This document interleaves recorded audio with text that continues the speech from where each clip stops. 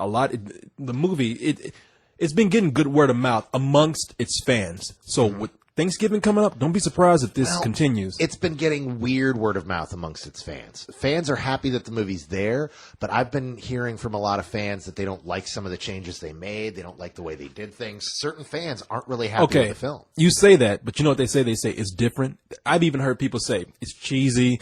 Yeah, it's kind of silly, but you know what they say? I'd go see it again. I like it. Okay. Now, I didn't watch your review. What did you guys think? Co-host and I went to one of the midnight movies like you did, and we came. And this is going to bring up another good point with people out there. We came out of it, and I never went in. This goes to prove how fair I try to go into movies. A lot of people went in saying, "I can't wait to trash this movie," or they were telling us, "I can't wait for you to trash this movie." And I'm thinking to myself, "Yeah, it'd be great if I can trash this movie," but I saw it. I thought it was ridiculous. I thought it was, especially at the beginning. Okay, I'll just give you a real quick review. At the beginning, the setup I thought was kind of cool. Middle, boring. The last part, totally ridiculous. But I thought it gave those fans of that book what they wanted. And even when I saw it, I got some entertainment out of it. So I gave it a kind of low matinee. Wow. Yeah. No, I wouldn't. I can't even come close to that. I would say at best a low rental.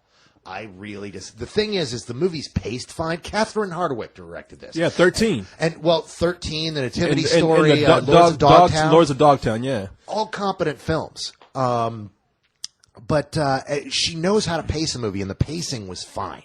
The movie moved along. It never got really dull. The problem is, everything about the movie is fucking ridiculous. The movie it's supposed to be about vampires, right? Yeah. There weren't any fucking vampires in that movie. Where were the goddamn I remember a few vampires showed up that were kind of vampire-like, but there is nothing about these that are like vampires. There's one thing to reinvent a myth. There's another thing to just call something a vampire when it's fucking not. Okay. I will argue that with today, people can make vampires out of anything. You can change that. You can change the lore of vampires around as much as you want. People do it all the time. This is the grossest of grievances against it. This is, they walk around in sunlight. They show up in mirrors. They can be photographed. They have no problems with crosses or garlic or any number of the other. But how many movies do we see where they say that they don't have problems with crosses or garlic? I mean, even in Interview with a Vampire, Brad Pitt said, "I like crosses." There's changing small things like that, and then there's some of the biggest things like sunlight. Like, oh no, the reason we don't Blade can walk around in sunlight. That we can not only walk around in the sunlight, but we sparkle like diamonds when we do. And don't bring up Blade. Blade is a half vampire, and it's specifically what's cool about him is that he can walk around in day. Carla, see, this is what you like about vampires, and this is your story. No, somebody else can write a vampire story about people wanting to do vampires and walk around in sunlight if they want to. No, you're not listening to me. Changing an aspect of a vampire is one thing. Like you quoted Brad Pitt, but the thing is Anne Rice's vampires, they still had to deal with certain vampire rules. They could be staked through the heart. They still couldn't walk around in daylight. It's one thing if you're going to change. Oh, sure, of course they can go across running water. That was just old superstition. I'm fine with that. I love a lot of vampires that change that stuff, but there are certain fundamental things. One of the fundamental things is that you have to drink human blood. And they do that in the movie. Except these vampires are vegetarians that actually just drink the blood of animals. And look, and sparkle like diamonds, and show up in mirrors, and you get to a point where it's there are a lot of movies where vampires can show up in mirrors. They are, but see, they get the other parts right if they do that. The point is, these vampires have none of the classic vampire things. They're just superheroes that they don't even have fangs. They're just superheroes that drink the blood of animals. That doesn't make them vampires. It makes them superheroes. You don't understand. These are your rules that you've made. Now, if you wrote it, these aren't yes, because listen to what I'm telling you. Yes, there are certain things about vampires that we've grown up with. This is somebody who's taken it and they've done a retelling of what their version of a vampire is. Nobody has to adhere to the same rules for a vampire. Things can be changed around. But if you do that, you have to do something interesting with it, which this movie never does. This movie does not do anything interesting and new with vampires at all. It uses what this woman did was she took all the things she likes about vampires and got rid of all the things she doesn't really like about vampires to tell a story that's ultimately duller than shit. People they consistently change the lore of vampires. I mean, we've done it so much. I mean, now think about. Let's take example. Okay. No, listen. No, stop. I want you to argue this. Listen to what I'm telling you. Can I finish my point here? I mean, I'm in the middle of talking. This is what I'm talking about. Go see? for it. Okay. A long time ago, maybe somebody would have said what you're saying right now. Look, they changed the whole thing about vampires. This person does. They have not changed it into bats. They don't show up in mirrors. They can't be killed with garlic. How many vampires do we have that they do that with now? We've seen that in Interview with a Vampire. Yep. I mean, they did the same thing in I think Near Dark, where everything was stripped down about vampire lore, except for the fact that they drink blood and they're killed by sunlight. So throughout years, they've transformed. And so this woman has taken her version of what she considers to be a vampire, and she says, so I'm going to tell my story of what I think a vampire is. They don't walk around in sunlight because they glitter. And maybe people thought because beforehand that it was the sunlight that would kill them. Well, the truth is that their skin reveals who they really are. Now, the movie's ridiculous. I'm going to tell you that right now. I have far more crazy things to argue about this movie than her changing vampire lore, because anybody can do that. Things that don't make sense to me is if you're a vampire and apparently immortal, or you live for years upon years, centuries upon centuries, why would you even bother?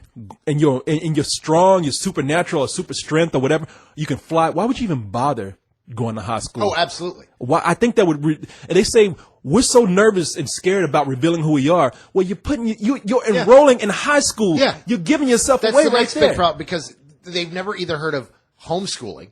Because why aren't you going to high school? Oh, I'm homeschooled by my parents. Or the aspect of, what do you mean high school? I graduated from high school 3 years ago. Are you saying I look young? At making somebody feel awkward. If you were old and smart, you could figure that shit. Instead, no, they go to high school and their explanation is, well, the earlier we're put in high school, the longer we can stay in a place. What the fuck are you talking? And these vampires that are supposed to be brother and sister, but have relationships, they're adopted. What? Why can't they just be, oh no, we're married? In high school, I mean, first of all, they do not look like high school students. They all look like they're in their 20s. Yes.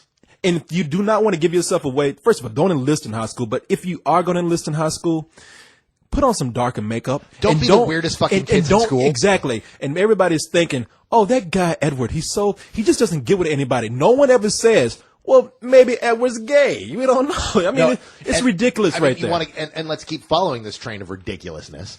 The guy's 90 years old. He's been on this earth for 90 years. He has been to every major country in the world. He has read books upon books. He has listened to every kind of music known to man. He has lived through 2 major wars, a Great Depression, all these interesting things. What the fuck does he have to talk to a 17-year-old girl about? Okay, here was my thing. I actually theorized this by saying, he pulls this shit every year. He's in high school. He finds some nice, really good-looking 17-year-old girl, and he just gives her the business of, I'm so forlorn, and I'm really into you because you make me feel different. And I think next year, he'll get rid of that chick, and he'll have another one. That's the Corey Coleman vampire. Exactly. That's the Corey Coleman vampire right there. But that's not what that book series is about. That book series is about a guy who actually hasn't had human love and wants it and gives it to this girl. There's so many ridiculous things, but I'm going to go back to the whole vampire thing. You keep saying, oh, well, they did this and this. I want you to name me one vampire movie. One. That's a good movie that changed as much as this did about vampire lore. That just literally threw out the entire book and called them vampires and made them resemble nothing like vampires. Well, like I said, Interview with a Vampire pretty much stripped down everything. Near Dark stripped down everything. Both of those films stuck very close to all the major myths. In Interview with a Vampire, you could walk in front of mirrors. You could, I don't know what the garlic thing did. They never really addressed it. Now, I only saw the movie one time. Maybe they did address it, but they never mentioned anything about garlic. They look at crosses. I mean, for all I knew, so vampires were kind of superheroes. They were super fast, super strength. They had fangs. They drank blood, and they could not go out in daylight. Right. All the major things of the vampire. But look what I'm saying is when we had Dracula, which is where the vampire lore came from. Dracula Dracula was something, I'm talking about movie-wise. Dracula was something completely different from what we have now. As I said, Dracula turned into a bat, could not appear in front of mirrors, could not come in unless he was invited. It has transformed over the years. I cannot argue with you about, I cannot agree with you about how people change vampires, because people are constantly changing what vampires are to them. It's all interpretive. The thing is I agree that they have changed it, but what I've said, and you haven't backed up yet, on your point, is that if you're going to do that, you have to make an interesting change. Near Dark made it interesting because vampires were turned into this roving pack of almost animalistic beings that tried very desperately at times to fight their own nature but couldn't. Dracula told a very interesting story. Nosferatu tells a very interesting story. I don't mind changing things about the vampire lore, but you look at a film like the one that's playing in theaters now, Let the Right One In. There's a film in which they stick to all the vampire lore and they actually reinvent it and tell a fascinating, great story in a way you've never seen this. This story is just a Harlequin romance set with a vampire instead of Eduardo the pool boy or Greaser Vic, the leader of the pack. This is just the unattainable bad boy mythos, put with fill in the blank of a vampire instead of something else. But he's not the vampire that it would make it hard to date a teenage girl. They've made everything work so that a teenage girl could date a vampire. Listen, and it's lame. Well, listen, that's according to you. But that's what I'm saying. That's what I'm saying, and I'm trying to tell you that's my whole point. You seem to think that everybody should adhere to this strict rule of vampires when vampires are always changing. And you know what? We're going to see stories down the line. Jesus Christ, we had a movie called Life Force where vampires were from space. Except that they weren't. In fact, the original title of that movie was supposed to be Space Vampires. Well, there you go. You have vampires from outer space, and they're pretty much almost like zombies. Everybody has a different. Well, when it came down, they were infecting people, and people going crazy like zombies. You have so many different interpretations of a mythology, and they're going to continue to transform in years to come. But now, some movies will be good, or some stories will be good. Some of them will be bad. Did they do anything interesting with these vampires? Now, here's the other thing. You say that they didn't do anything interesting. Now, I'm not a 14-year-old girl.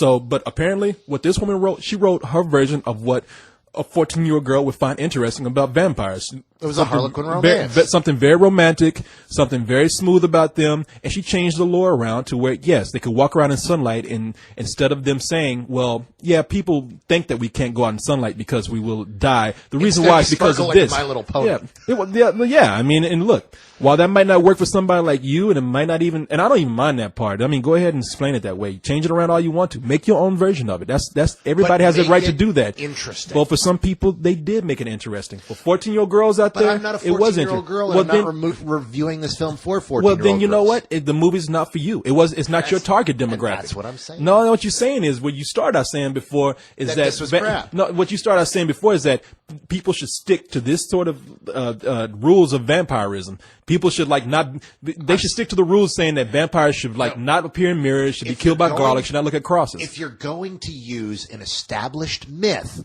as your crutch for not having to create something of your own, and you're going to bring in fans of that by the very nature of doing that. That's what you're doing. You're using this as a crutch. You're like, I would like to tell a story about monsters, but I don't actually want to invent a monster. I want to use a monster that's already been invented, and they've made 200 movies about, and we're going to make the vampires. And that way we'll bring vampire fans in.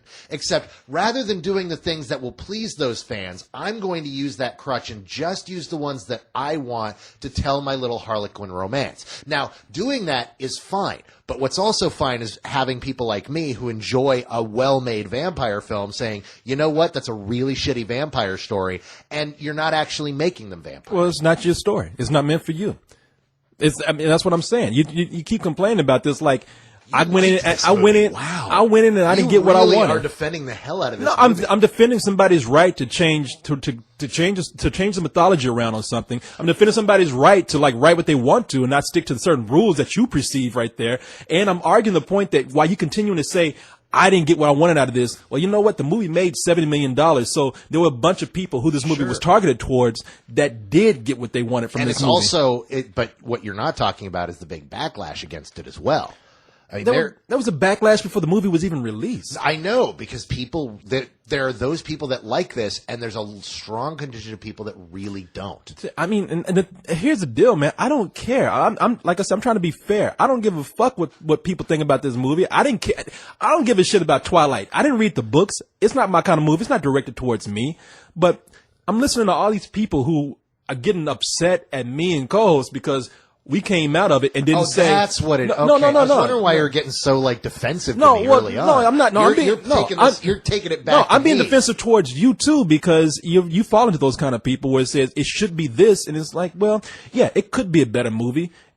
Maybe they should have rewritten. There's so many problems with that movie that they could have rewritten better, other than what they did with vampires. That I'm looking at and I'm saying, okay, well, they pleased who they wanted to please. And it really, if it was that terrible of a movie, I would have said so. But I'm not going to go in and criticize the movie because it didn't appeal to me when it's not directed towards me. And I'm not going to criticize the movie. You do that all the time. Well, no, I don't. I don't. In fact, I've had people get pissed at me because of something like VeggieTales. Fucking movie lord. I go in and see VeggieTales and I say, you know what? I'm not a three. Other people and bring up movie lord. He's he's the extreme case. Oh, but that is an example. I go in and I see VeggieTales and here I'll give you two movies: VeggieTales and the Miley Cyrus concert movie. Neither of them vampire films. Neither of them vampire movies. But I come in and I say, hey, I'll go in and I'll look at this and I say, you know what? This is a movie that's great for its audience. VeggieTales. Jesus Christ, there's no movies really hardly you could take your preschooler to. And sometimes they like to go out to films too. It's something to do with your kid. I looked at it. I saw a guy in there with his kid and they were having a good time watching the movie, singing together. I'm like, hey, this is a matinee movie to take your kid to. That's great. The fuck you didn't get that? It's a fucking talking vegetable movie. You didn't get that movie fucking bullshit? And I'm like, no, I'm sorry. I didn't give it what you wanted to see, but you didn't even see the movie, and I'm going to give it what I'm going to give it, to be fair. I go see Miley Cyrus. I see tons of girls in there having a great time. The movie's in 3D. I'm actually watching it. I'm thinking, it's kind of fun to watch this. I wouldn't go see it on my own if I wasn't doing this for a living, but then I come out and I see it, and people are like, oh, that's crazy, man. You give this a full price? What the fuck is wrong with you? I'm like, hey, I'm not here to give a movie what you want me to give it. I'm here to look at this movie fairly, and people have different ways of looking at a movie. Cyrus argues with me about this all the time. He says, I'll go in and I give the movie what I want to give it, how it appeals to me. And I'm like, I'm not going to argue with you. That's your opinion. I like to look at movies how it's intended for the audience that it's put out for. And therefore, I would rate it appropriately, which is what I did for Twilight. So, what? So, no, I mean, I was actually just about to say what you're doing is you're defending it based upon the target audience and not you. You're not being honest about your opinion on the film. You're being honest about what you think other people's opinions. Well, no, I put a little bit of my opinion into it. What you're saying is that you are a reflection of the audience it was intended for, not a person who likes movies who is telling you honestly what you thought about the movie. No, because if I really thought it was terrible and they were ripping off people, then I would say, not even for its intended audience. I don't think it's any good. So I would tell you this much. I will even go back. I would backpedal a little because I didn't even know this when I went into Star Wars. That Star Wars movie that just came out, Clone Wars. I kind of feel bad giving it the rating that I did because when I went into it, I did not realize that it was going to be the same exact thing that people are going to see on TV. Oh yeah. Now, while I was watching that, I was thinking, oh, this isn't too bad. I know they're going to have a TV series kind of based on this, but I know it'd be the exact same fucking thing. Yeah, they took 3 episodes and merged them together. And I will go back and actually say hey, look, we already recorded. There was nothing I could do about it. But when I learned that, I was like, you know what? That movie deserves a lower rating because even though I didn't think it was that bad to see, they're ripping people off. They can look at it on TV. Yeah, they charged them for something to see it early. Exactly. As opposed to, no, that's why it did so poorly, and that's why a bunch of us... No, I knew that coming out. And from what I've been told is that several of the episodes are even better and that Ahsoka isn't half as annoying as you get into the show. But I've seen some episodes. They aren't that bad. But I won't watch the show yet. I mean, I'll wait for it on DVD and give it a shot, but only because I've heard what I've heard. But that movie turned me off to the show. But look, back to Twilight. I didn't think Twilight was terribly made. Yeah, it has some flaws. The special effects? Well, we actually talked about that too. How bad were those? We said, man, Jesus, they just show a vampire popping up because we get tired of that. Where he's running up he's on a fucking rope. Oh my god, that was so. Those effects were so bad. I mean, and they were funny. But did your audience bust out laughing when the guy sparkled like diamonds the first time?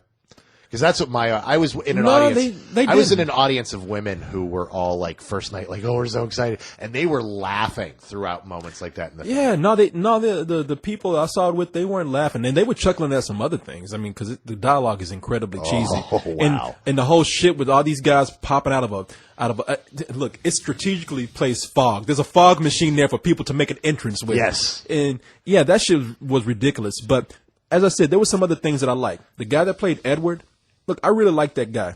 That actor, I can't remember his name right now. Rob something. McFaggy Pants or something like that. He could be, yes. Emo Mac Emo or something. Emo Mac Forlorn or something. But look, the guy was pretty good in the role. I like that character. I even liked the people that played the family. There were certain things I liked about the movie that just, to be fair, I can't come in and just call it some bullshit. And I even said when I saw it, I met people halfway on it. I said, for me, this would be a rental because it's not terrible. It looks like something I would see on TV and would probably be entertained by if I saw it on TV. I would not go see it as a movie on my own. But for those fans, it's probably a rabbit full price for them, which I pulled back and said, you know, I'm going to combine the two and make it a low matinee. And that's exactly what I did. That is my standard of being fair. So, yes. You keep stopping and looking at me going, yes. That's a response you should have. I disagree with you. I mean, I'm for the most part with Cyrus on the way on philosophy of reviewing that while you do owe it to an audience to say, hey, I think there's an audience for it, the bulk of your review needs to be how you perceived it because that's what people who are regularly coming to you are going to look for. Well, everybody has a different standard because some people have told me, you're never going to please anybody. No. Some people have told me you're never going to please everybody. And I mean, no, not at all. You're never going to please everybody at all. There's just no way. When something's based on opinion, everybody's going to disagree with you. And because I've had people say, I hate what you said about this movie, take it back, blah, blah, blah. And some people have said, I love the way you can look at it through other people's opinions, know how other people who this movie is intended for will react to it. And I don't think I would go as far as to say, if the movie's truly bad, go see it anyway. I think I did that one time. See, I do the same thing that you do, but I do it as an afterthought in most of my reviews. Like in my written reviews, it's always like the last paragraph or two will be dedicated to. Now, if you're dragged to this, like what I wrote with this one, it's like, look, if you're forced to go see this because your girlfriend wants to see it or your wife or your sister, it's not terrible. You can watch it and you can sit through it, and there's a few things you might say are kind of cool, but it's. What I found this film is I found it to be a guilty pleasure film. I found it like The Transporter for women. It was one of those things. Exactly, if you don't think too hard about this film, you can enjoy it. The problem I had was I thought too hard about it. I started questioning the things about the vampires. I started questioning the logic of why is this kid still going to high schools when he doesn't look like he needs to be in high school? And it's so easy to say, look, I'm not in high school anymore. I graduated. And why would he be interested in a 17-year-old girl who has nothing interesting about her at all? You know, these things come to my mind. It's like I'm spending too much time thinking about what's wrong with this movie, and I can't think of a single thing that I liked well enough to supersede any of that. So I can see that why an audience would like it. I'm just so not a member of that audience, and I admit that. That movie was so not made for me. I even wrote that in my review that went up this weekend. It is not a film that I find has any merit for someone like me. You either know you're in the audience or you're not. And if you think you're not in the audience, this isn't a movie that's going to change your mind. And that's my ultimate opinion on the film. But I hate how they water down vampires, because you brought up Anne Rice, and Anne Rice was like the beginning of watering down vampires a bit and making them more romantic. And then you get things like Vampire the Masquerade, which kind of watered it down, and then you end up with stuff like Underworld, and then you end up with this. And this is how vampires became lame. And it's really frustrating to see a film like Let the Right One In, which is playing in theaters now. If you're out there and you love vampire films and you haven't seen Let the Right One In, it's playing now. Find a theater playing it. See this movie. It is beautiful. It is elegant. It is awesome. Yeah, no, I was going to say, look, you pretty much took my topic, because I was going to say in a little while, I was going to say, people like you, there is that movie out there, Let the Right One In, which I saw. What'd you think? No, man, that is a movie that is, you want to talk about something that is intelligent, is smarter, makes you think way after the movie is done, that is the movie. And if you're somebody who's looking for something a little bit better, there is an alternative out there. I wouldn't say a little bit better. I'd say you're exactly right. That's just me just talking. I know. I just wanted to change that. And thank I know you. He said it's a little bit. No, it's a lot. No, thank you for clarifying that. And no, the movie is actually one of my favorite movies this year. That is a movie I told co-host. It is haunting. Oh yeah. When that movie, this is how effective the movie is for me. The movie itself didn't scare me. It scared me as an afterthought because the ending of that movie made me think of so many possibilities that could go wrong. You're watching this and you're like, this is an adorable little love story between a boy and a vampire girl. It's very sinister. It's so sweet. And then you start thinking about it, you're like, oh, that guy just got fucked over hard. Oh, yes. And you start thinking about it, you're like, motherfucker. And I've got something to tell you after the recording. I'm not going to share it here. Yeah, because we don't want to ruin it. But the novel actually has a slightly different twist that they throw a hint in that makes things even more fucked up. Yeah, no, the end of that movie. Pause it real quick.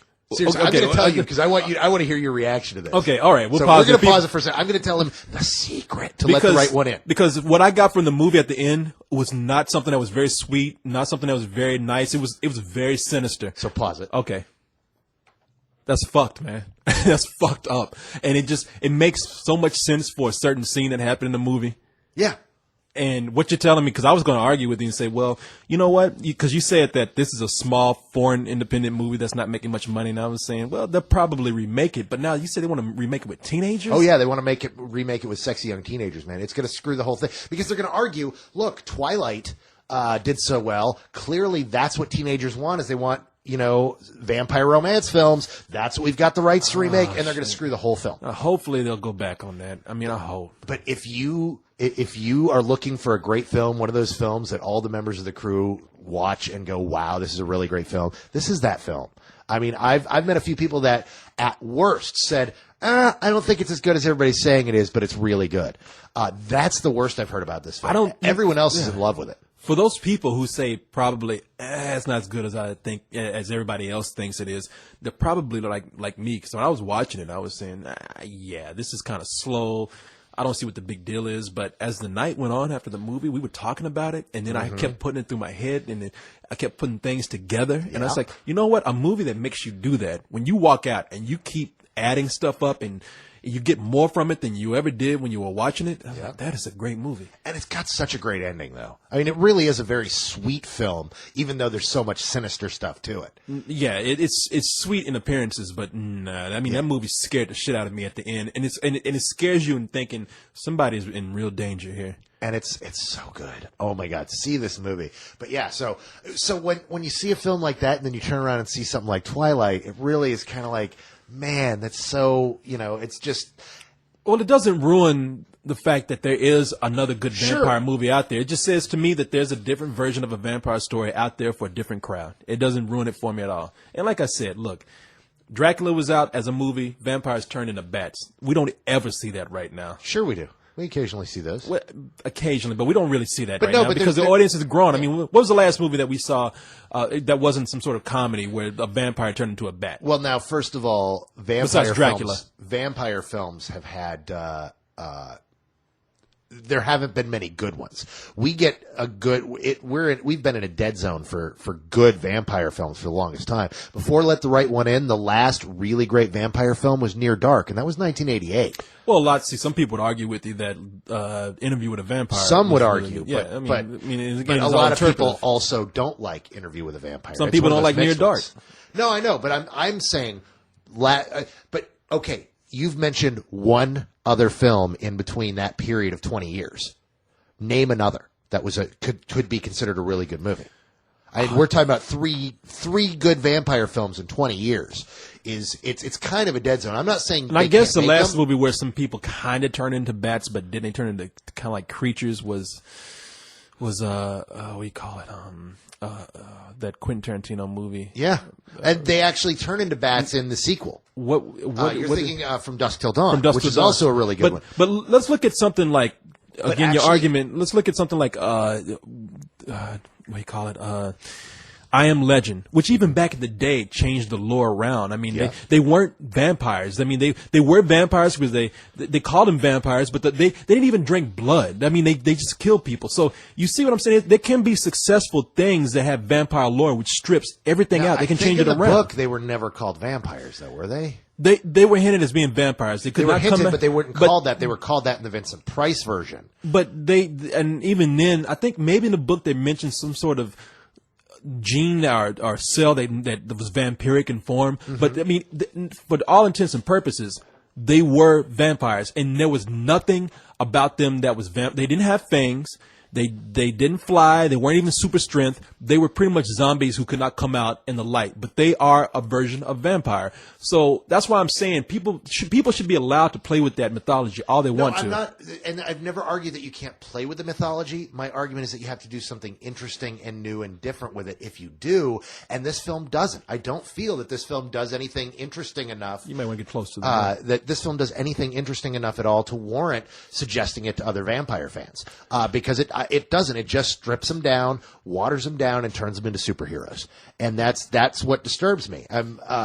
It really took the best things about vampires and got rid of them to keep just the lame things. That the whole idea of a vampire story is no matter what aspects you have, vampirism is a real curse. And that's never presented in Twilight. While he talks about it at the end, he's kind of like, well, you really don't want this. There's nothing in the movie that shows you why you wouldn't want it. Because Well, no, I'd say I disagree with that. They actually showed you the reason why he could not turn this girl into, people, look, if you really are into this, cut it off. If you don't want to hear any spoilers. If they're really into it, they pick it already. The reason why he could not bring her into his lifestyle, change her to a vampire, is because if he wanted to change her, it would be the hardest thing for him because he would want her to drink her blood, and he would probably kill her. So he's really hesitant to do that.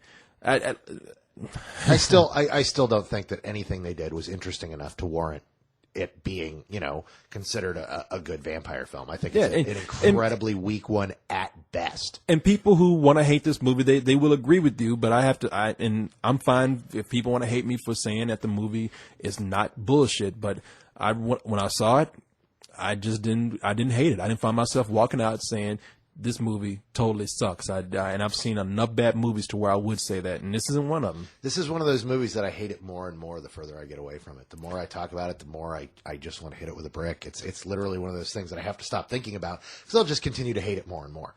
Yeah, I don't care enough to hate about this movie either. That's the other thing. The movie's there. It's meant for 14-year-old girls, girls who really want to find vampires romantic. I saw it, and you say everybody keeps going, oh, it's for 13, 14-year-old girls. I went to a packed screening of college-age girls to 35-year-old women.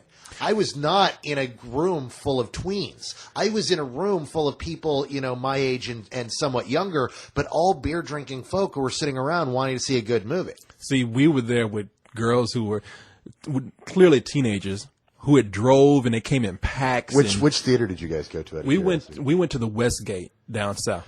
And there were girls. I went to the Alamo Draft House. I was like, okay. See, you went to that. And see where we were. There were girls who were clearly having slumber parties for this shit. They showed up in like their pajamas. They actually sold out 3 screens. Yeah. They kept having to open new screens to sell that film. Well, the core audience for this movie is fangirls and very young fangirls. Now, there are a lot of women who are older, and as you say, in their 30s, who are looking forward to this shit. And yeah, I mean, I can understand why, because it appeals to that romantic angle that every woman likes, and that's what I'm saying. Well, the unattainable Corey Coleman bad boy, the asshole that loves you and no one else. Well, no, because that's really what Edward is. Edward is a guy. He's not attracted to any other woman.